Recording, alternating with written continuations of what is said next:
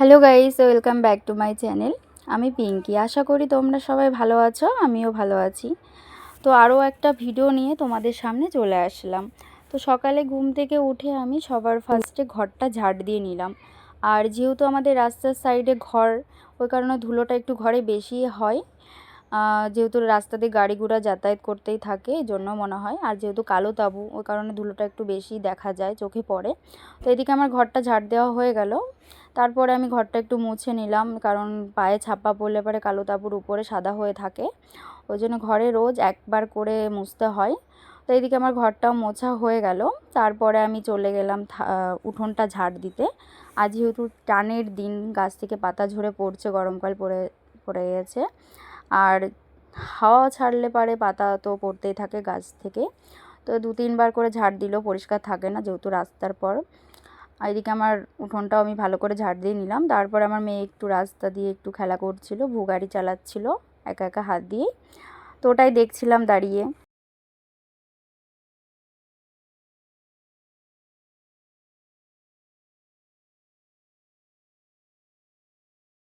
তারপর চলে গেলাম কলপাড়ে, রাতে যে থালা বাসনগুলো ছিল সেইগুলো নিয়েই। তো এইদিকে আমি আর আমার যা মিলেই পাশাপাশি বসে দুজনে গল্প করছিলাম আর থালা বাসন মাজছিলাম। তো যেহেতু আমাদের একটাই কল, ওই জন্য আমাদের 4টে ফ্যামিলি এক কলেই কাজ হয়। তো আমাদের কোনো অসুবিধা হয় না, সবাই একসাথেই কাজ করে নিই। যার যখন দরকার পড়ে, যখন যার যখন তাড়া থাকে তখন তাকে সাইড দিয়ে দিই। তো এদিকে আমার যাও থালা বাসন মেজে চলে গেল। এদিকে আমিও থালা বাসনগুলো ভালো করে ধুয়ে নিচ্ছিলাম, যেহেতু রাতে অনেক থালা বাসনই হয়ে গেছিলো।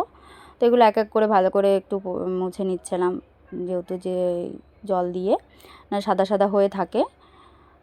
তারপরে এদিকে আমি থালা বাসনগুলো মাজা হয়ে গেল, ধোয়াও হয়ে গেল।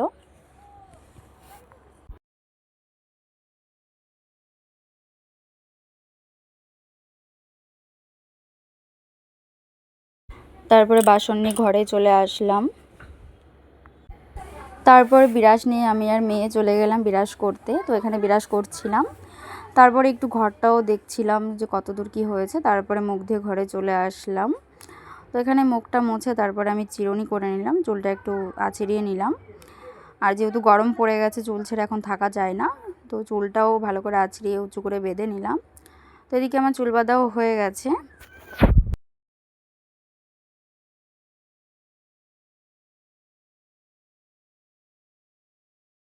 তারপর চলে গেলাম বিছানাটা তুলতে, যেহেতু সকালে বিছানা তোলা হয়নি, তোমাদের দাদাভাই শুয়েছিল। তো উঠে চলে গেল, এই কারণে বিছানাটাও গুছিয়ে নিলাম। আর যেহেতু আমার মেয়ে এখন ছোট, এই কারণে অলকলারটা পাতিয়ে রাখতে হয়। তো যেহেতু অলকলারটা বড়, এই জন্য ওই কারণে আমি সবসময় অলকলারটা পেতেই রেখে দিই, সাইড দিয়ে গুজেও দিই, যাতে কোনো অসুবিধা, যাতে ও টয়লেট করলে পারে যাতে কিছুতে না ভেজে। তো তারপরে আমি যে লেপ কাঁথাগুলো আছে সেইগুলোও এক এক করে ভাঁজ করে নিলাম, ভাঁজ করে এক সাইডে রেখে দিলাম।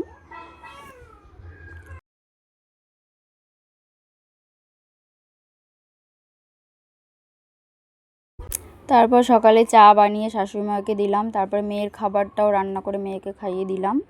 তো এদিকে মেয়ের খাওয়ানোর পর আমি চলে গেছিলাম রান্নাঘরে রান্না করার জন্য। তো এদিকে আমি জল গরম আগে থেকেই বসিয়ে দিয়েছিলাম, যেহেতু টক ডাল রান্না করব আম দিয়ে, মসুরির ডাল।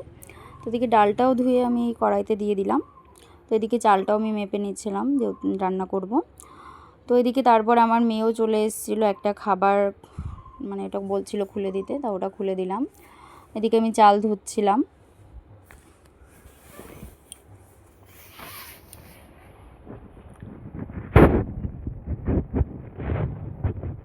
তো তারপর চাল ধুয়ে আমি তুলে দিলাম। তবে এদিকে আমি ডালটাও দেখছিলাম। তারপর ডাল থেকে একটু জল নামিয়ে রাখলাম, ডালটা এখন লবণ দিয়ে ঢেকে দেব সেদ্ধ হওয়ার জন্য। এদিকে আমি ডালের জন্য আম কেটে নিলাম, কাঁচা লঙ্কাও কেটে নিয়েছিলাম। তো তারপর আমি ডালটাও সেদ্ধ হয়ে গেছিলো, সেটাও দেখছিলাম। তারপরে আমি হলুদ দিয়ে জল দিয়ে দিলাম, আমগুলো দিয়ে দিলাম, লঙ্কাও দিয়ে দিলাম, তারপর লবণ হলুদ দিয়ে ঢেকে দিলাম। তারপর ভাতটাও এদিকে আমি দেখছিলাম। ডালটা ঢেকে দিয়ে চলে আসলাম মাংসর জন্য আলু, আদা, রসুন, পেঁয়াজ কাটার জন্য। আর যেহেতু মাংস হবে ওই কারণে, আর আজ তোমাদের দাদাভাই চলে যাবে কাজে, ওই কারণে আজকে একটু মাংস রান্না করা হবে। তো তো এইদিকে আমি আলু কেটে নিচ্ছিলাম, রসুন আদা রসুন পেঁয়াজ ছুলে নিচ্ছিলাম এক এক করে।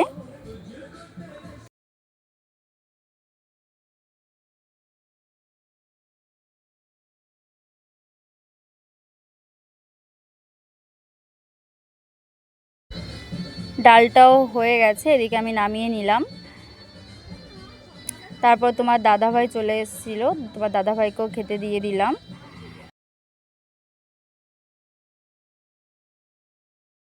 তো খেতে দিয়ে তারপর আমি চলে আসলাম মাংসর জন্য, যেগুলো গোছানো ছিল না সেইগুলো। তো মাংসটা এইদিকে আমি পরিষ্কার করে নিলাম, সব ধুয়েও নিয়ে এসেছিলাম ভালো করে। তারপরে এইদিকে আমি আলুটাও ভেজে নিলাম। তো আলু ভাজা হয়ে গেল, তারপরে আমি তেজপাতা জিরে শুকনো লঙ্কা দিয়ে দিলাম। তারপরে আমি দিয়ে দিলাম পেঁয়াজ দিয়ে একটু লবণ দিয়ে ভেজে নিচ্ছিলাম।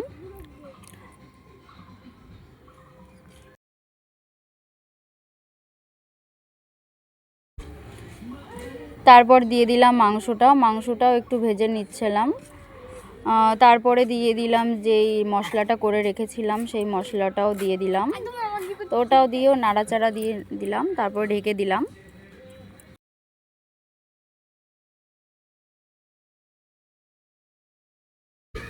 তারপর আমি হলুদ লবণ দিয়ে দিলাম, একটু কাশ্মীরি লাল লঙ্কার গুঁড়োও দিয়ে দিলাম, সেটা দিয়েও নাড়াচাড়া দিয়ে আবার ঢাকা দিয়ে দিলাম।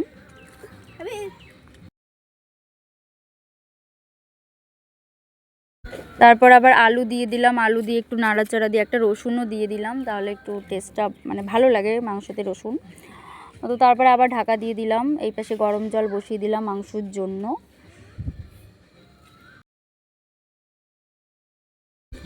আমার মাংস রান্নাটাও হয়ে গেছে, এটা নামিয়ে নিলাম।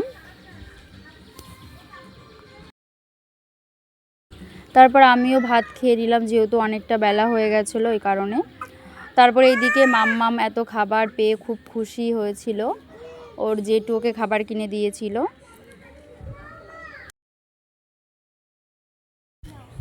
তারপর চলে আসলাম জামা কাপড় ভেজাতে, দুদিনে অনেক জামা কাপড় হয়ে গেছিলো, সেইগুলো এক এক করে ভিজাচ্ছিলাম।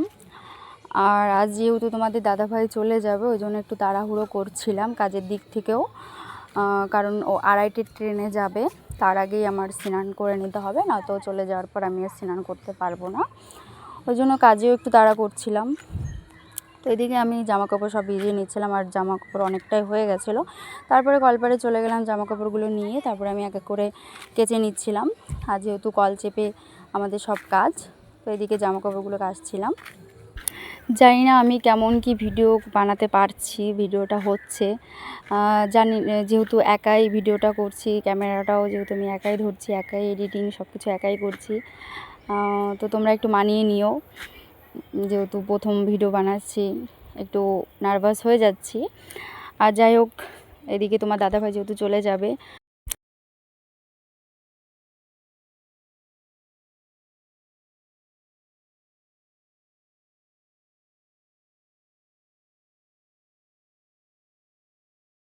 তো এইদিকে আমার জামা কাপড়ও ধোয়া হয়ে গেছে, তারপর আমি মেলে দিলাম।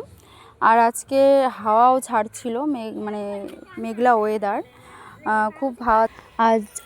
আজ যেহেতু তোমার দাদাভাই চলে যাবে, মানে এটা জানি না এই নিয়মটা আছে কি না, মানে আমি জানি না।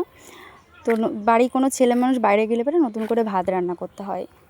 তারপর তোমার দাদাভাইয়েরও টাইম হয়ে গেছিলো, ওই যে চলে গেল।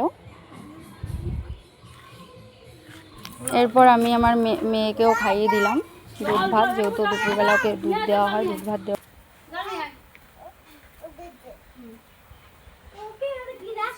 দেখো আছে ওই কোনার দিকে আছে, নিয়ে আয় আছে আছে বলো, নিয়ে আসো দিদি। আসো তুমি এদিকে আসো, তুমি আসো আসো আসো আসো, না খাও হচ্ছে, খাবে তো দাদা খা, তোর জল ডিস্টার্ব হইছে, হাত পরে দেবে, হাত পরে দেবে, একটু খাইবে। আসো আসো, এই যে গালে নিয়ে যাও, গালে নিয়ে যাও, আসো দে আমার হাতে একটু দে, ইয়া তুমি পরে খাবে। মামা তোমার চেয়ার আমি বসেছি, হ্যাঁ তোমার চেয়ার আমি, ও ও আচ্ছা আচ্ছা, ও ও তুমি বসবে চেয়ারে? বসবে? হ্যাঁ?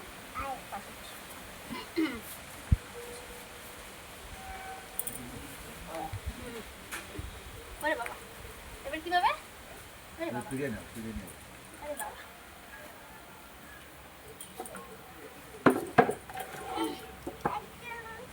জলটা পড়ে গেল মা, একটু পুরো একটু জল নিয়ে আমাদের।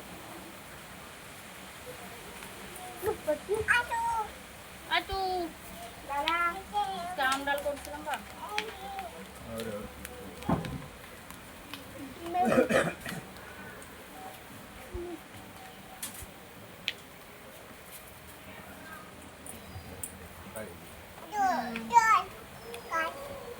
এবার মৌসুম বদিরা চলে মৌসুম বদিরা চলে যাবে। ও ঠিক আছে, আমরাই আছি তো, তাই না মাম্মা? তুমি বসো, তুমি বসো। তাহলে না এই সত্যি তুমি একটু ভদ্রভাবে থাকতে পারো। যত বাড়ি এসে যত হই যত মুখা মুখি বাড়ি বাইরে তো কিছু করতে পারে না। মানে দাদার মানে সবার সাথে মানে সবার পরে রাগ নাকি সবাই মানে কি বলবো মানে